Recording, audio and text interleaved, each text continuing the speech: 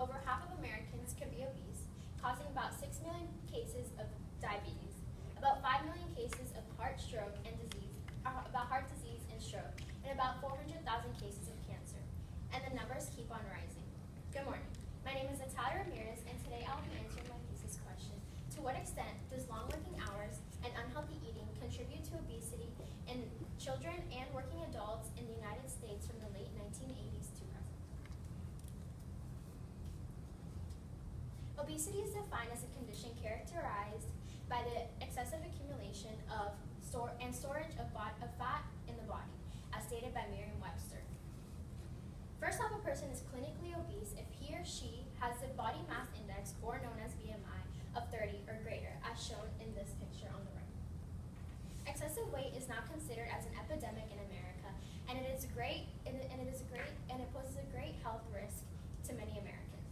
It is now the second leading cause of death behind smoking. As shown on this chart by Haynes, it shows about 31.2% of Americans have normal weight or underweight with a BMI under 24.9. About 33.1% are overweight with a BMI of 25 to 29.9. About 35.7% are obese with a BMI of 30 and up, and about 6.3% are extremely obese with a BMI of 40. According to J. Abramowitz, this graph shows a correlation between people of age 25 through 64 that are overweight in the United States and the hours they have worked per week.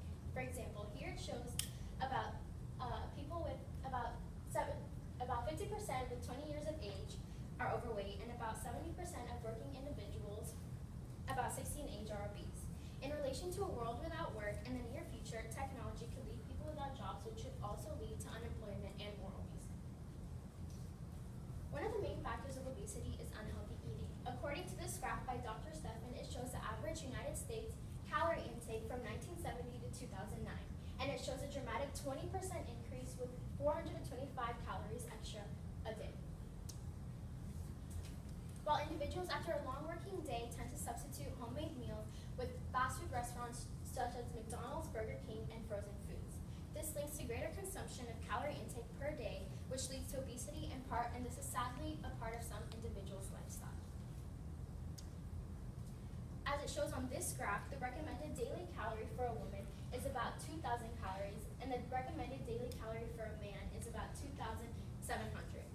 And from one meal alone, you could exceed that range in today's society, such as the shrimp pasta from the Cheesecake Factory, which is about 3,250 calories. This is detrimental to one's body over time because our body can only store so much glucose. Another factor that leads to obesity is lack of sleep. According to Columbia University, if you get about 2 to 4 hours of sleep per night, there's about a 73% increased risk of obesity. If you get about 5 hours of sleep, there's a 50% increased risk. If you get about 6 hours, it's a 23% increase, and if you get 7 to 9 hours of sleep, there's no extra risk. And other than that, this graph from the CDC shows that about 37.1% with less than 7 hours of sleep per work night, and that 35.7% are obese. Children are also susceptible to obesity in today's society. About 1 in 3 children ages 2 to 19 are considered overweight or obese. About 2 out of 3 don't get any physical activity. About 96% of elementary schools don't offer any physical education classes. And about 7 hours is the amount of time children spend in front of the TV or playing electronics. One of the consequences related to obesity is diabetes. And obesity leads to diabetes because the body makes enough insulin, but the cells in the body become resistant to the action of insulin. In this graph, it shows how the mean body weight has increased and how it correlates to diabetes over time, from 1990 to 2000. Over the years, it shows there has been a significant increase in body weight from about 74 kilograms to 78 kilograms.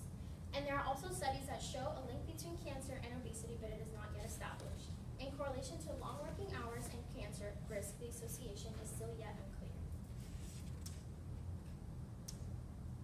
Although there is no one single cause to obesity, some solutions to this problem is to eat smaller portions to help maintain constant blood sugar levels, as well as helping maintain calorie level intake. Other than that, exercising more and sleeping more are big factors to obesity. And when it comes to weight loss, calories matter. Smaller portions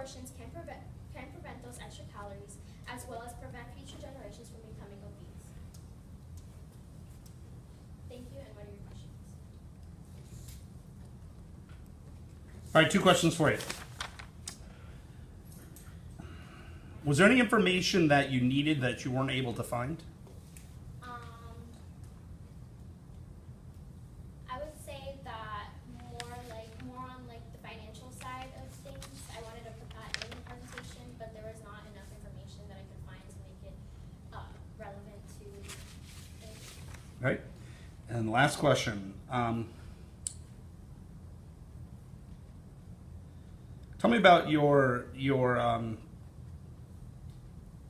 sources that you used and the validity and reliability of those sources. I used a lot of sources from the CDC, and that is a government-based website. And so whenever I would look up for the citation for that, it had all the parts, and so that's how I knew that it was valid. All right, cool. Thank you.